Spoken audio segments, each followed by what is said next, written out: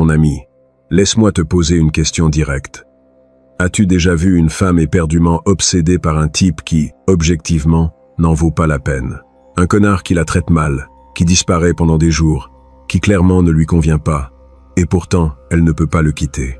Elle est accrochée, accro. Elle pense à lui 24 heures sur 24, et 7 jours sur 7. Pendant ce temps, toi, le bon type, celui qui la valoriserait vraiment, celui qui ferait tout bien, tu restes dans la zone d'amis, où directement tu n'existes même pas sur son radar. Injuste? Frustrant? Comme peu de choses dans cette vie. Mais voici la vérité brutale que personne ne t'a dite. Cette addiction qu'elle ressent n'est pas accidentelle. Ce n'est pas de la chance. Ce n'est pas parce que ce type est beau, riche ou a des super pouvoirs. C'est parce que lui, consciemment ou inconsciemment, est en train d'exploiter des failles psychologiques profondes dans le cerveau féminin. Des failles qui font qu'elle perd le contrôle. Que sa logique s'éteint. Que son cerveau libère de la dopamine et de l'ocytocine, comme si c'était une drogue. Et le plus important, des failles que tu peux activer quand tu comprendras comment elles fonctionnent. Aujourd'hui, nous allons démanteler 9 de ces vulnérabilités psychologiques. Et je te préviens dès maintenant, cette connaissance est dangereuse. Parce qu'une fois que tu la comprendras, une fois que tu l'appliqueras, tu verras comment des femmes qui avant ne te regardaient même pas, commencent à t'envoyer des messages à 3 heures du matin en se demandant ce que tu fais. Ce n'est pas de la théorie de salon, c'est de l'ingénierie émotionnelle, de l'architecture psychologique. Et si Machiavel avait écrit sur la séduction au lieu de la politique, il aurait documenté exactement ces 9 failles. Alors prépare-toi, parce que ce que tu es sur le point de découvrir changera complètement ta façon de comprendre les femmes. Aussi, dans les commentaires épinglés de cette vidéo, je vous ai mis à disposition le guide ultime pour maîtriser l'art de parler aux femmes. Vous y trouverez toutes les clés essentielles pour enfin communiquer avec assurance et efficacité. Alors, allons directement à la première faille. Faille numéro 1. La nécessité primitive de résoudre l'incomplet. Écoute ça avec attention, parce que c'est la base de tout. Le cerveau humain est programmé pour fermer des cycles. C'est une nécessité presque maladive. Quand quelque chose reste inachevé, ouvert, non résolu, notre cerveau entre dans un état de tension psychologique qui exige une fermeture. Les femmes, par leur nature plus émotionnelle et leur plus grande activité dans les zones cérébrales liées au traitement social, expérimentent cette nécessité de façon amplifiée. Qu'est-ce que cela signifie en termes pratiques?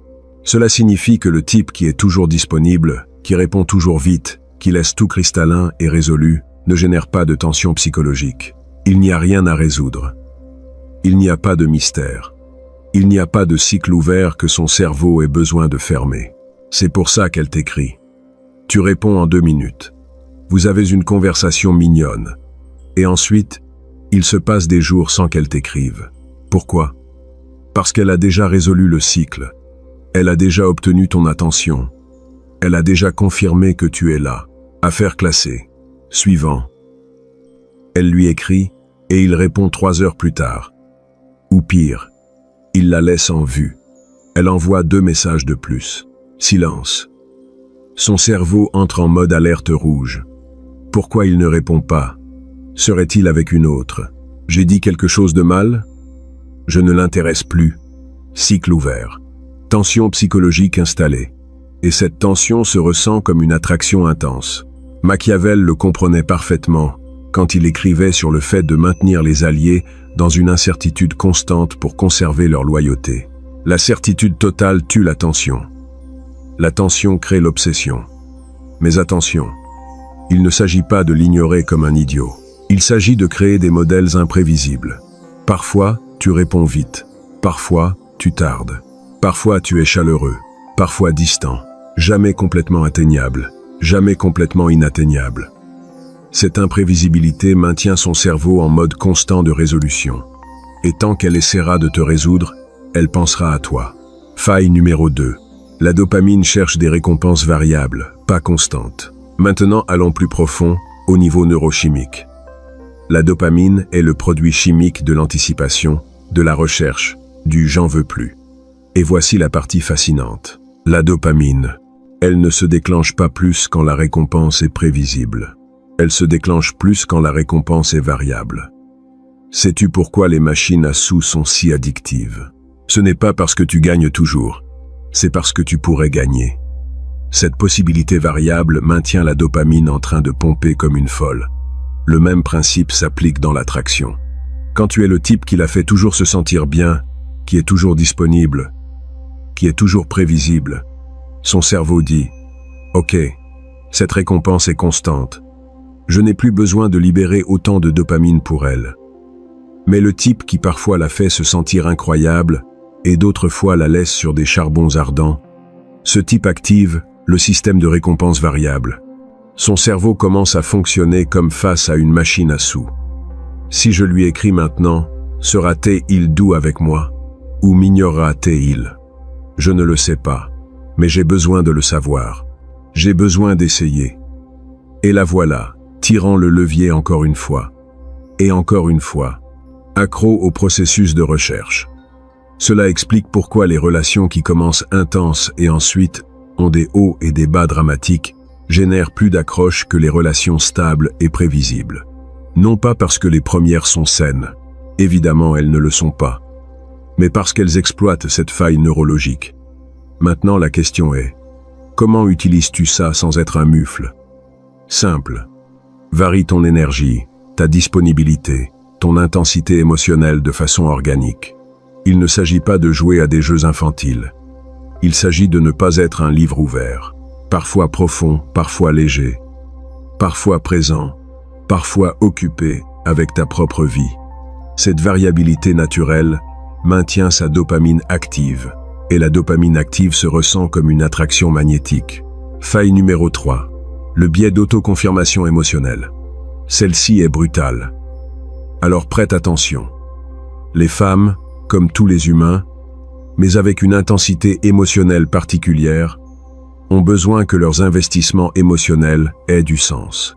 C'est un mécanisme de protection de l'ego. Si elle a investi du temps, de l'énergie émotionnelle, des pensées en quelqu'un, son cerveau a besoin de justifier cet investissement. Elle a besoin de s'auto-confirmer que cette personne en vaut la peine. Tu vois le piège psychologique? Plus elle travaille pour ton attention, plus tu deviendras précieux dans son esprit. Non pas parce que réellement tu es plus précieux, mais parce que son cerveau a besoin de justifier l'effort qu'elle est en train de faire. C'est pour ça que le type qui l'a fait le poursuivre génère plus d'attraction que celui qui la poursuit. Quand c'est elle qui cherche, qui initie, qui essaie de conquérir ton attention, son cerveau entre en mode justification. Si je fais tout cet effort, ça doit être parce qu'il en vaut vraiment la peine. C'est la même raison pour laquelle nous valorisons plus les choses qu'il nous a coûté d'obtenir que celles qu'on nous a offertes. Ce n'est pas l'objet en soi, c'est l'investissement que nous avons fait pour l'obtenir. Cela se connecte directement avec ce que Machiavel observait sur le pouvoir. Ceux qui le poursuivent finissent par le valoriser plus que ceux qui l'ont déjà. La poursuite crée la valeur perçue. Alors, quelle est l'application pratique? Laisse-la investir. Laisse faire que ce soit elle qui parfois initie la conversation, qui propose des plans, qui cherche ton approbation. Non pas parce que tu es un imbécile indifférent, mais parce que tu es un homme avec des options, avec un but, avec une vie qui ne tourne pas autour d'elle. Et chaque fois qu'elle investit pour te conquérir, son cerveau renforce l'idée que tu en vaux la peine. Elle s'auto-convainc. Elle s'auto-accroche. Faille numéro 4. Le besoin de validation crée la dépendance émotionnelle. Nous allons parler de quelque chose que tu as probablement déjà vécu. Tu rencontres une fille. Tu la combles de compliments, d'attention, de validation constante. Tu lui dis combien elle est belle, combien elle est spéciale, incroyable. Et que se passe-t-il? Au début, ça lui plaît, mais rapidement, cette validation perd de la valeur. Pourquoi? Parce qu'elle est trop facile à obtenir. Si toi, tu la lui donnes sans qu'elle ne fasse rien, sans qu'elle ait à la gagner, cette validation n'a pas de poids. Maintenant, observe le contraire. Le type qui est sélectif avec son approbation, qui ne la valide pas constamment, qui parfois l'ignore, parfois est critique, parfois semble qu'elle ne l'impressionne pas tant que ça. Que fait-elle? Elle commence à chercher sa validation, à en avoir besoin, parce que la rareté crée de la valeur. Et voici la partie la plus sombre. Quand finalement il lui donne un peu de validation, Un petit compliment, un signe minime d'approbation. Cette petite dose génère un pic massif de satisfaction dans son cerveau, bien plus que tous tes compliments constants réunis. C'est le principe de rareté appliqué à la validation émotionnelle. Mais il y a quelque chose d'encore plus profond ici. Quand elle s'habitue à chercher ta validation, quand son état émotionnel commence à dépendre de si tu l'approuves ou non, tu as créé une dépendance psychologique. Ce n'est pas de l'amour, c'est de l'addiction. Et comme toute addiction, elle aura besoin de doses de plus en plus fréquentes pour maintenir le même niveau de satisfaction. Elle te cherchera plus, pensera à toi plus, fera plus d'efforts pour t'impressionner. Comment appliques-tu ça sans être un psychopathe? Ne lui donne pas de validation bon marché. Sois un homme avec des standards. Quand tu la valides, que ce soit authentique et spécifique, pas générique. Et ne le fais pas toutes les 5 minutes. Laisse-la se demander ce que tu penses d'elle. Cette incertitude la maintiendra accrochée. Faille numéro 5. L'effet miroir et la projection émotionnelle. Cette faille est particulièrement intéressante parce que la plupart des hommes font exactement le contraire de ce qu'ils devraient. Les femmes, par leur nature empathique amplifiée, ont tendance à projeter leurs propres émotions sur les autres. Si elle ressent de l'attraction, elle assume que toi aussi tu la ressens. Si elle est intéressée, elle projette cet intérêt sur toi. Mais voici le truc psychologique. Cette projection fonctionne dans les deux sens. Quand tu montres trop d'intérêt, trop de disponibilité, trop d'investissement émotionnel, elle projette ce niveau d'intérêt en retour vers sa propre perception. Et son cerveau inconscient pense, s'il est si intéressé et disponible, c'est probablement parce qu'il n'a pas d'autres options. S'il n'a pas d'autres options, probablement sa valeur est basse. C'est cruel, c'est injuste, mais c'est comme ça que fonctionne la psychologie humaine primitive. Maintenant, inverse l'équation. Quand tu montres moins d'investissement, moins de disponibilité, une certaine indifférence calculée, elle projette. S'il est si sélectif et rare, il doit avoir des options. S'il a des options, sa valeur doit être élevée. Si sa valeur est élevée, je dois obtenir son attention avant qu'une autre ne le fasse.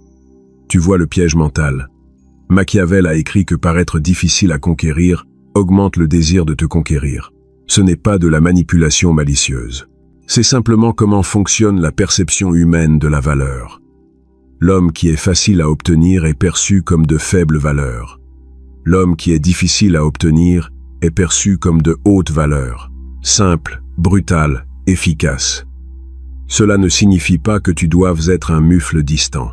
Cela signifie que tu dois être sélectif, avoir des standards, avoir une vie propre, qui ne s'arrête pas parce qu'elle est apparue. Quand elle perçoit que ton temps et ton attention sont rares, elle projette automatiquement une haute valeur sur toi.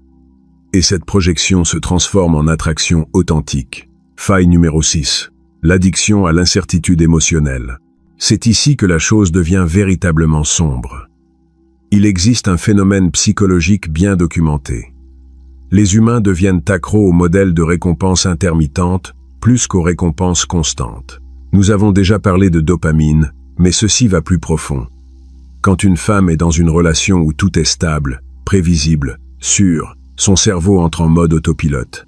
Il n'y a pas de défi, pas d'émotions intenses, pas de montagne russe de sentiments. Et bien qu'elle dise qu'elle veut de la stabilité, qu'elle veut un homme fiable, qu'elle est fatiguée du drame, son cerveau primitif est programmé pour répondre à l'intensité émotionnelle, pas à la stabilité ennuyeuse. C'est pour ça que tant de femmes terminent des relations parfaites en disant « Je ne sentais pas cette étincelle » ou quelque chose manquait. Ce qui manquait, c'était les montagnes russes émotionnelles, l'incertitude, le drame. Maintenant, regarde le type qui génère ces montagnes russes. Parfois, il est super amoureux. D'autres fois, il semble distant. Parfois, il la fait se sentir au ciel. D'autres fois, il la laisse avec des doutes. Cette variabilité émotionnelle crée de l'intensité. Et l'intensité, même si elle est négative, se sent plus réelle que la stabilité positive constante. C'est la différence entre une drogue qui te donne une montée constante modérée contre une qui t'emmène vers des extrêmes hauts et bas. La seconde est plus addictive, bien qu'elle soit plus nocive. Comment utilises-tu ça de façon éthique? Non pas en créant du drame artificiel, mais en étant authentiquement imprévisible dans ton énergie émotionnelle. Parfois profondément connecté, parfois concentré sur tes projets, parfois romantique, parfois vulnérable, parfois stoïque. Cette variabilité authentique maintient l'intensité émotionnelle élevée. Et l'intensité élevée se traduit en obsession. Faille numéro 7. Le pouvoir magnétique du rejet subtil. Prépare-toi, parce que celle-ci va briser ton esprit. As-tu déjà remarqué que les personnes les plus désirées sont celles qui semblent n'avoir besoin de personne? Qui ont cette énergie de « j'aimerais beaucoup que tu sois dans ma vie, mais je n'ai pas besoin de toi pour être heureux ». Il y a une raison psychologique profonde à cela. Le cerveau humain interprète le rejet ou la possibilité de rejet comme un défi. Et les défis activent des systèmes de motivation que l'acceptation totale n'active simplement pas.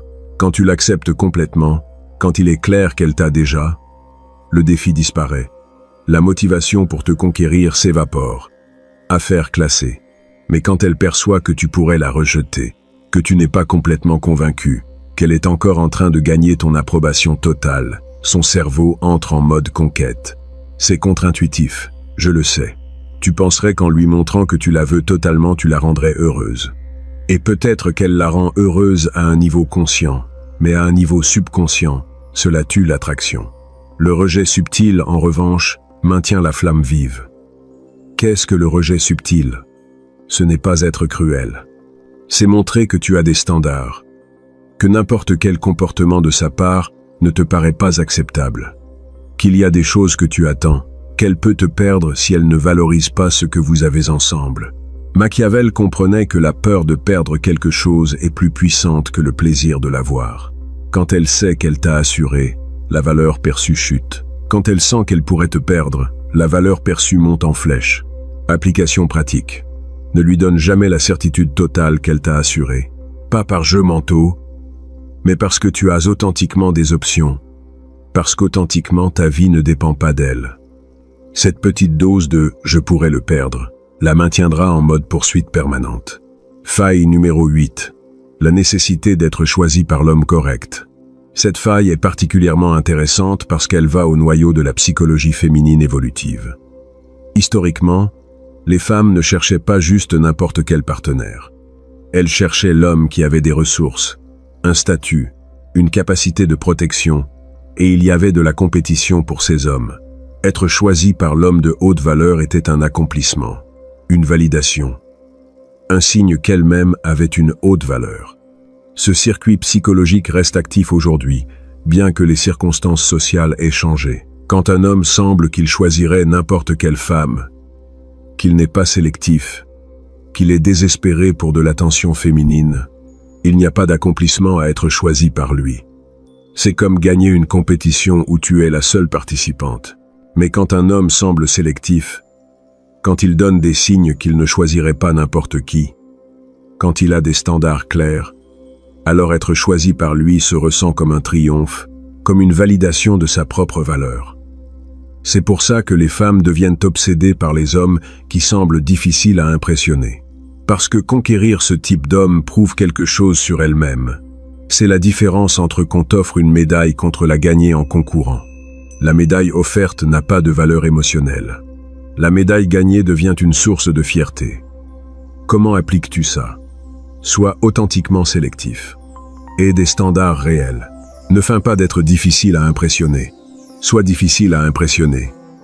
Qu'elle sente qu'elle est en train de gagner ton attention, ton temps, ton engagement. Et quand finalement tu l'as choisie, quand tu lui donnes des signes qu'elle est spéciale pour toi, ce moment aura un poids émotionnel massif, parce qu'elle a dû le gagner. Faille numéro 9. La peur primitive de l'abandon. Crée l'adhésion émotionnelle. Et nous arrivons à la plus sombre de toutes les failles psychologiques. Au fond de la psyché féminine, héritée de millions d'années d'évolution, existe une peur primitive de l'abandon. Historiquement, une femme seule avec des enfants était extrêmement vulnérable. Elle avait besoin de protection, de ressources, de soutien. Cette peur de l'abandon reste codée dans le cerveau féminin moderne, bien que les circonstances sociales la rendent moins pertinente. Maintenant, voici la partie perturbante. Cette peur de l'abandon, quand elle s'active subtilement, crée une adhésion émotionnelle intense. Quand elle sent que tu pourrais l'abandonner, que tu pourrais partir, que tu n'es pas complètement attaché à elle, son cerveau primitif entre en panique silencieuse et active des mécanismes de rétention. Elle commence à s'efforcer plus, à te chercher plus, à essayer d'assurer ta présence, à mieux se comporter, tout inconsciemment, tout activé par cette peur primitive. Au contraire, quand elle sait avec une certitude absolue que tu ne partiras jamais, que tu es complètement engagé peu importe quoi, cette peur se désactive. Et avec elle se désactive aussi la motivation pour maintenir ton intérêt. C'est brutal, mais c'est réel. Machiavel a écrit qu'il vaut mieux être craint qu'aimé, si tu ne peux pas être les deux. Dans le contexte des relations, traduit éthiquement, cela signifie qu'une légère crainte de te perdre maintient le respect et l'investissement plus que la certitude absolue de t'avoir. Comment utilises-tu ça sans être un abuseur émotionnel? Simple. Ne promets jamais de certitudes absolues dans les étapes précoces. Ne déclare pas l'amour éternel le deuxième jour. Ne t'engage pas émotionnellement au-delà de là où tu es réellement. Maintiens toujours la notion que tu es quelqu'un qui choisit d'être avec elle chaque jour, pas quelqu'un qui a besoin d'être avec elle. Que si les choses ne fonctionnent pas, tu survivras parfaitement. Cette autonomie émotionnelle authentique active sa peur subtile de l'abandon, ce qui génère une adhésion émotionnelle profonde. La vérité brutale, que personne ne te dit, mon ami, si tu es arrivé jusqu'ici, maintenant tu comprends quelque chose que 99% des hommes ne comprendront jamais. L'attraction féminine n'est pas rationnelle, n'est pas juste, n'est pas à propos d'être le bon type. C'est à propos de comprendre, et quand c'est éthique, d'activer ces failles psychologiques profondes. Maintenant, laisse-moi être brutalement honnête avec toi. Cette connaissance est dangereuse.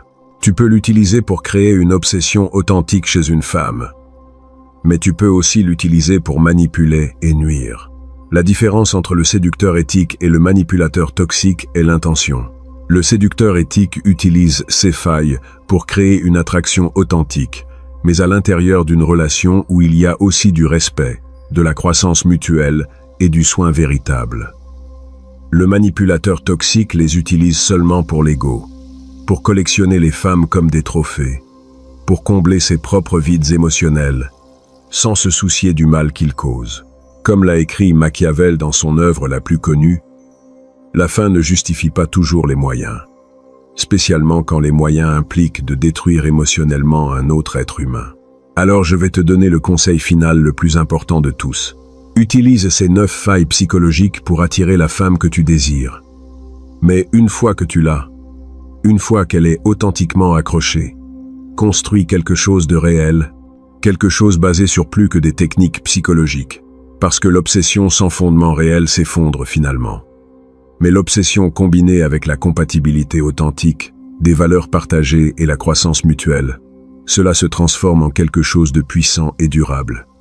Tu décides quel type d'homme tu veux être, un qui sait seulement accrocher les femmes temporairement, ou un qui sait les accrocher et les garder dans quelque chose qui en vaut la peine pour les deux.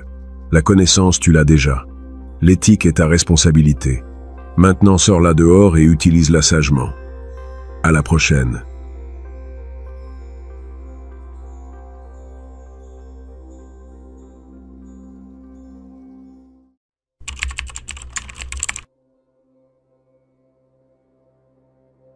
Savais-tu que les femmes te disent exactement ce qu'elles pensent de toi à chaque seconde, mais pas avec des mots? Pendant que toi, tu te concentres sur ce qui sort de sa bouche, son corps est en train de transmettre la vérité brutale que son esprit conscient n'admettrait jamais. Et 95% des hommes sont complètement aveugles à ces signaux, condamnés à mal interpréter chaque interaction et à perdre des opportunités qui étaient juste devant eux. Ce sont 11 gestes spécifiques qui révèlent ses pensées les plus profondes sur toi.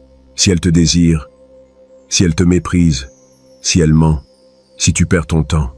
Le premier geste te montre instantanément si elle te voit comme supérieur ou inférieur en valeur. Le 9e révèle si elle cache quelque chose de crucial qui peut ruiner ta vie.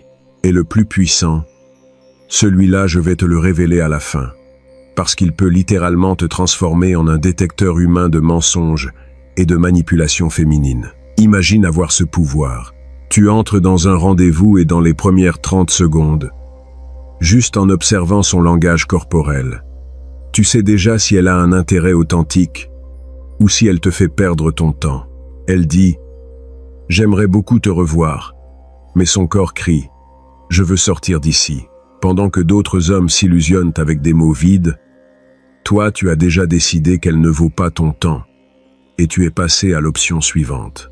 Ou tu es dans une relation et elle jure qu'il ne se passe rien, que tout va bien, mais 5 gestes microscopiques te révèlent qu'elle ment sur quelque chose.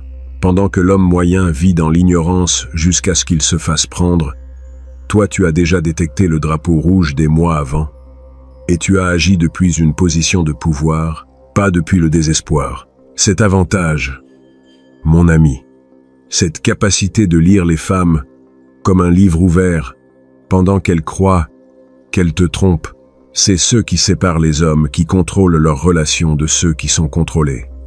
Et aujourd'hui, je vais te donner les clés exactes pour entrer dans ce niveau supérieur de conscience sociale. Le premier geste que tu as besoin de maîtriser est d'une révélation dévastatrice.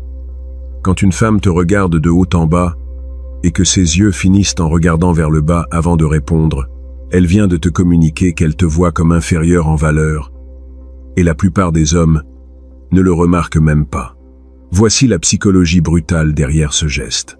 Quand quelqu'un regarde vers le bas avant de parler, subconsciemment, il assume une position de supériorité. C'est comme si elle était littéralement en train de te regarder d'en haut, en train de t'évaluer, de te juger et de te trouver en dessous de son niveau.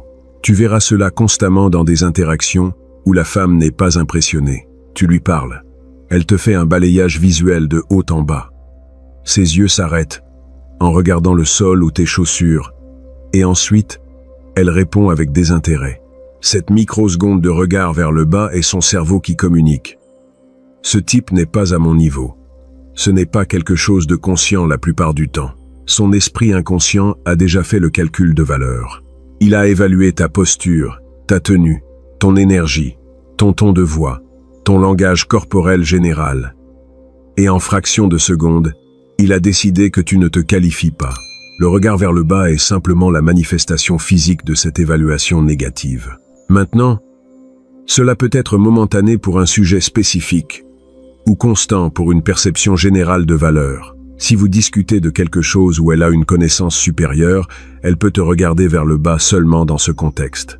Mais si chaque fois que tu interagis, tu vois ce modèle, mon ami, elle te voit fondamentalement comme moindre. La question cruciale est, pourquoi tolères-tu d'interagir avec quelqu'un qui te voit comme inférieur? Machiavel a écrit qu'il vaut mieux être craint que méprisé, parce que le mépris détruit toute possibilité d'influence. Dans le contexte des femmes, si elles te méprisent dès le début, il n'y a pas de technique qui sauve cette interaction. Ton énergie doit communiquer de la valeur avant qu'elle ait la chance de t'évaluer négativement. Comment éviter de provoquer ce geste? Premièrement, ta posture doit être complètement droite quand tu t'approches. Épaules en arrière, poitrine légèrement sortie, tête en position neutre. Cette posture physique élève automatiquement ton statut perçu et rend plus difficile qu'elle te regarde vers le bas littéralement. Deuxièmement, ton premier contact visuel doit être fort et soutenu. Pas agressif, mais définitivement pas timide.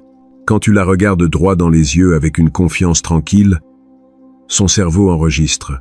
Cet homme n'a pas peur d'être vu. Cela communique une valeur élevée instantanément. Troisièmement, ton ton de voix doit venir du diaphragme, pas de la gorge. Une voix profonde et résonante active des réponses primitives de respect dans le cerveau féminin. Pratique-le. Parle en sentant la vibration dans ta poitrine, pas dans ton cou. Cette simple différence change complètement comment on te perçoit. Le deuxième geste est subtilement puissant. Quand une femme joint le bout de ses doigts, en formant comme une tour ou une pyramide avec ses mains, elle est dans un état de confiance maximale sur ce qu'elle est en train de dire. Et tu as besoin de prêter beaucoup d'attention à ce moment-là. Ce geste, appelé stippling en anglais, est l'un des indicateurs les plus fiables de certitude interne. Quand quelqu'un forme cette position avec ses doigts, son cerveau est en train de traiter de l'information depuis un lieu de sécurité absolue. Elle n'est pas en train de douter. Elle n'est pas en train d'inventer.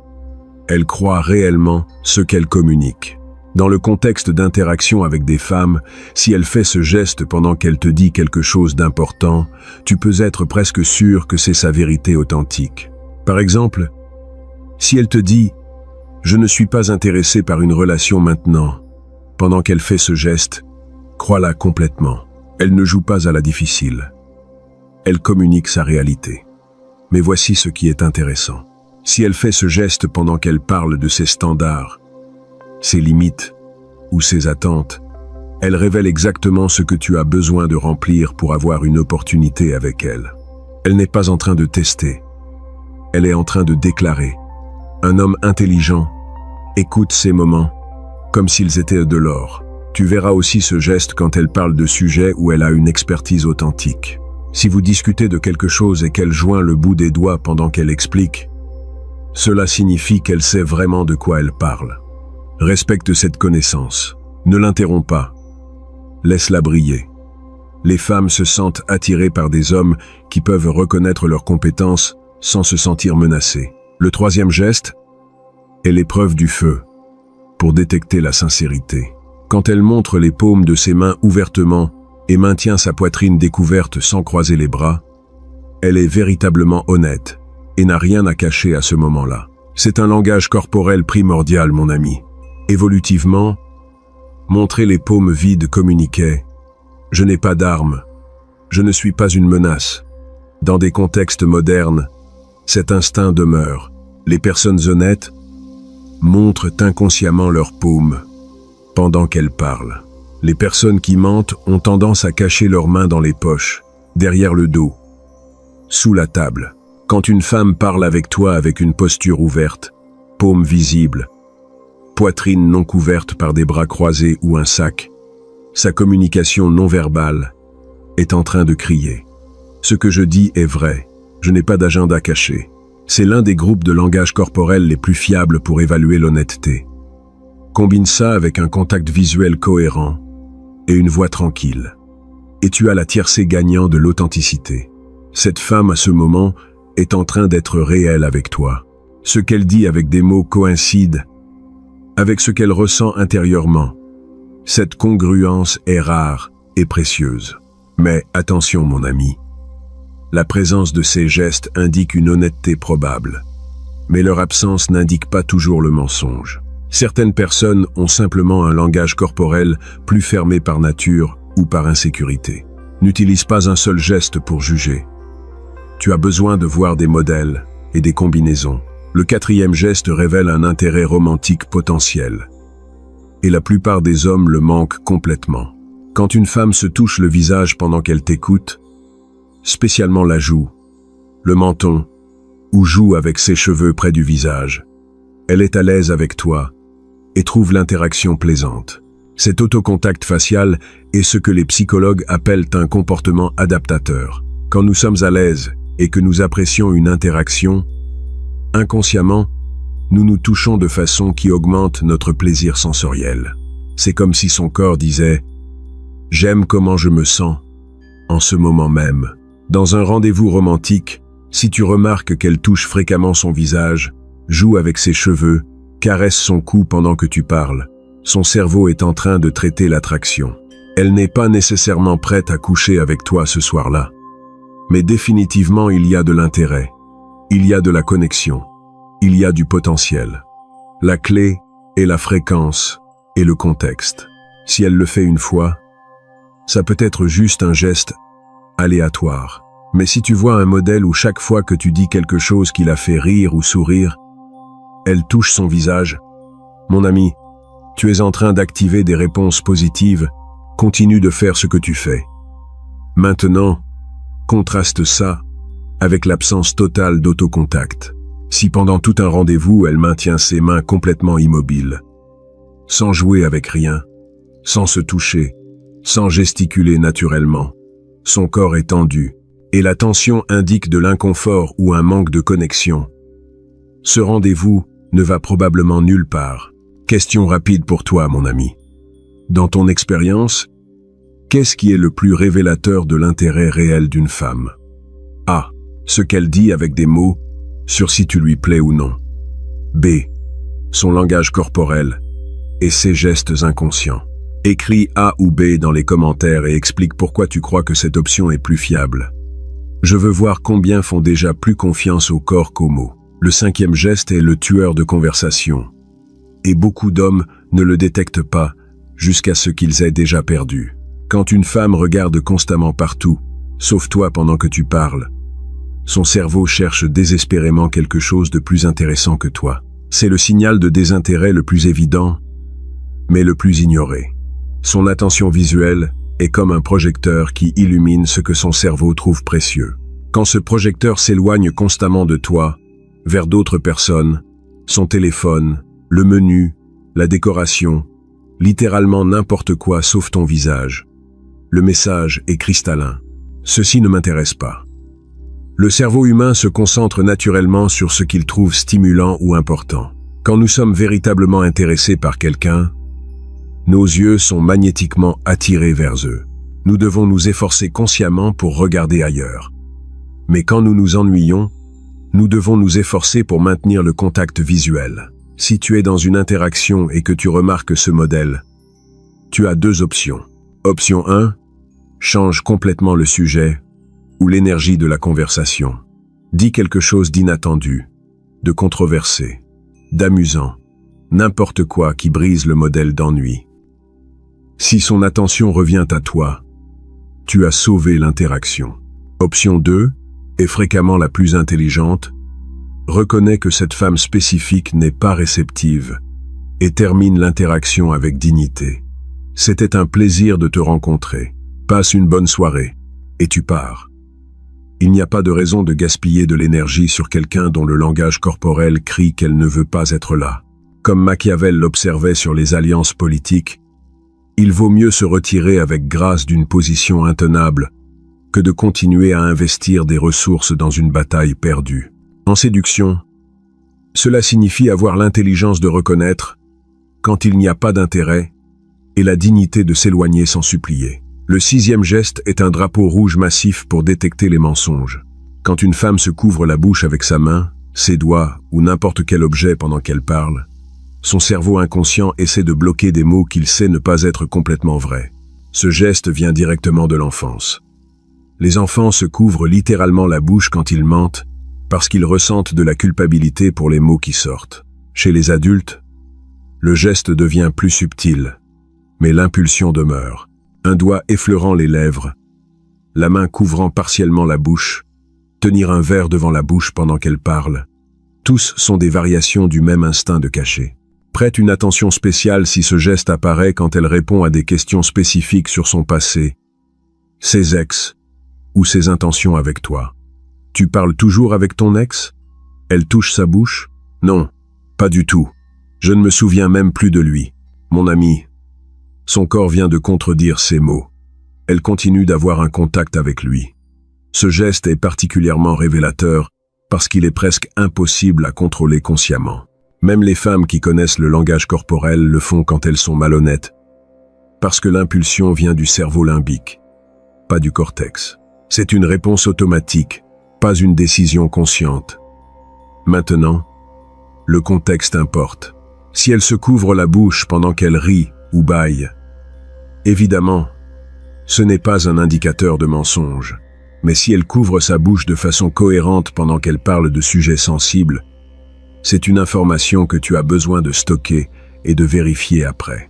Le 7e geste révèle un rejet émotionnel instantané. Quand une femme croise les bras et recule son corps pendant que tu parles, elle vient de lever toutes ses défenses contre toi ou contre ce que tu es en train de dire. C'est ce qu'on appelle blocking behavior ou comportement de blocage. Elle est littéralement en train de créer une barrière physique entre elle et toi. Les bras croisés protègent ses organes vitaux. Le recul augmente la distance. Son corps opère en mode défense, voulant se protéger de quelque chose qu'il perçoit comme menaçant ou désagréable. Cela peut être provoqué par plusieurs choses. Peut-être que tu as dit quelque chose qui l'a offensé. Peut-être que le sujet de conversation la met mal à l'aise. Peut-être que ton énergie est devenue trop agressive ou nécessiteuse. Ou peut-être qu'elle ne t'aime simplement pas et son corps te rejette subconsciemment. La différence cruciale est dans ce qui se passe quand tu changes de sujet. Si vous changez de sujet et qu'elle se détend, décroise les bras, s'incline légèrement vers l'avant à nouveau. Le problème était le sujet, pas toi. Mais si elle reste dans cette posture défensive, peu importe quoi, le problème c'est toi ou ta présence en général. Un homme intelligent n'ignore pas ce geste. Il ne continue pas de parler comme si rien ne se passait. Lis la pièce. Mon ami, demande directement. J'ai dit quelque chose qui t'a mise mal à l'aise? Ou, je remarque que le sujet ne te plaît pas. Tu veux parler d'autre chose? Ce calibrage social montre de l'intelligence émotionnelle.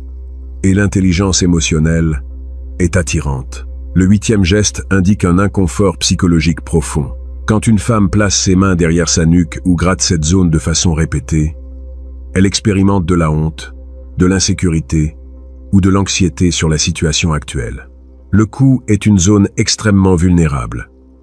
Évolutivement, protéger le cou protège les artères qui soutiennent la vie. Quand quelqu'un expose son cou, en le touchant ou en le grattant, il est dans un état de vulnérabilité émotionnelle. C'est comme s'il disait « Je me sens exposé et peu sûr en ce moment même ». Dans des interactions romantiques, tu verras ce geste quand tu toucheras des sujets qui la font se sentir jugée ou inadéquate. Si tu demandes sur son travail et qu'elle touche son cou, elle n'est probablement pas satisfaite de sa carrière. Si tu demandes sur des relations passées et qu'elle gratte sa nuque, il y a de la honte ou de la douleur. Là, ici tu as une décision stratégique. Approfondis-tu ce sujet vulnérable pour créer une connexion émotionnelle profonde? Ou changes-tu de sujet pour la garder confortable et légère? Ça dépend de tes objectifs. Pour une connexion rapide et superficielle, change. Pour une intimité réelle, approfondis avec une empathie authentique. Le 9e geste est critique pour détecter l'insécurité sur ce qu'elle est en train de dire. Quand elle touche ou gratte son cou, pendant qu'elle affirme quelque chose, elle a des doutes internes sur la véracité ou l'exactitude de ses propres mots. Ce geste est subtilement différent du précédent. Ce n'est pas juste toucher le cou. C'est spécifiquement le faire pendant qu'elle affirme quelque chose comme vrai.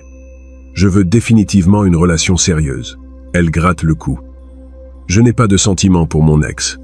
Elle touche le cou. Je ne ferai jamais une chose pareille. Elle frotte le cou. Son corps trahit ses mots. Au niveau inconscient, elle sait que ce qu'elle dit n'est pas complètement vrai.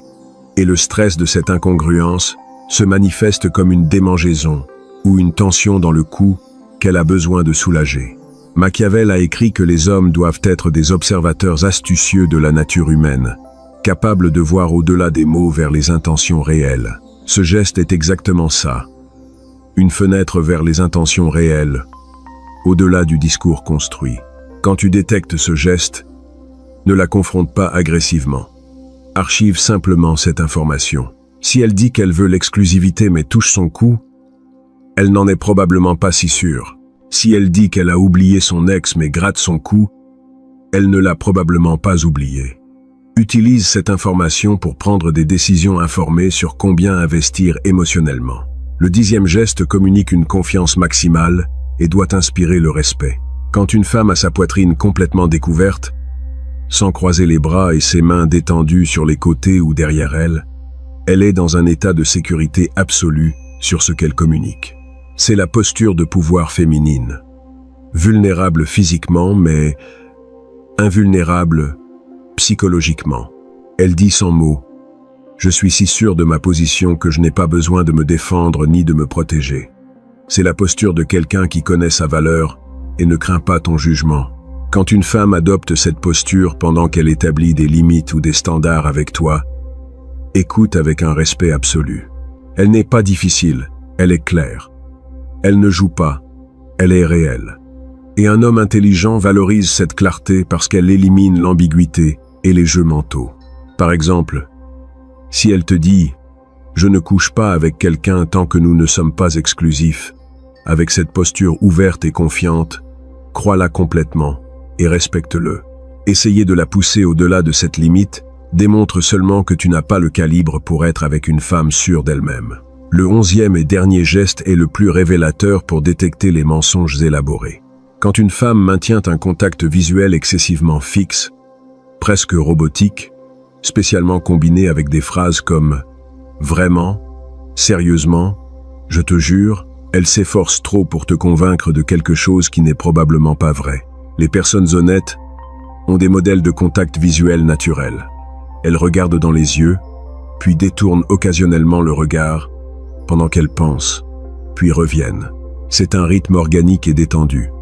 Mais quand quelqu'un ment et sait que les menteurs ne peuvent pas maintenir le contact visuel, il surcompense en maintenant un contact visuel forcé et non naturel.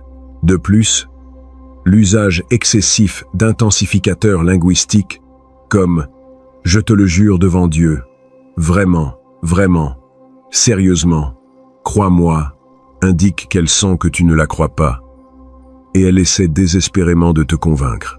La vérité a rarement besoin d'autant de décoration verbale. Quand tu vois cette combinaison, un regard fixe peu naturel, plus un bombardement d'intensificateurs, ton détecteur de mensonges doit s'activer. Cela ne signifie pas automatiquement qu'elle ment, mais cela signifie définitivement qu'elle perçoit qu'il y a une raison pour que tu doutes, et elle travaille en plus pour te convaincre. Et voici le bonus dévastateur. Si en plus de tout cela elle se gratte ou touche son nez de façon répétée, tu peux être presque sûr qu'elle ment. Le mensonge cause du stress. Le stress libère de l'adrénaline. L'adrénaline augmente le flux sanguin, et cette augmentation de flux cause des démangeaisons, spécialement dans des zones sensibles comme le nez. Tu les as là, mon ami. 11 gestes qui transforment ton cerveau en un scanner de vérité, capable de lire exactement ce qu'une femme pense et ressent, au-delà de ses mots, de détecter si elle te voit comme supérieure ou inférieure, jusqu'à identifier des mensonges élaborés en temps réel.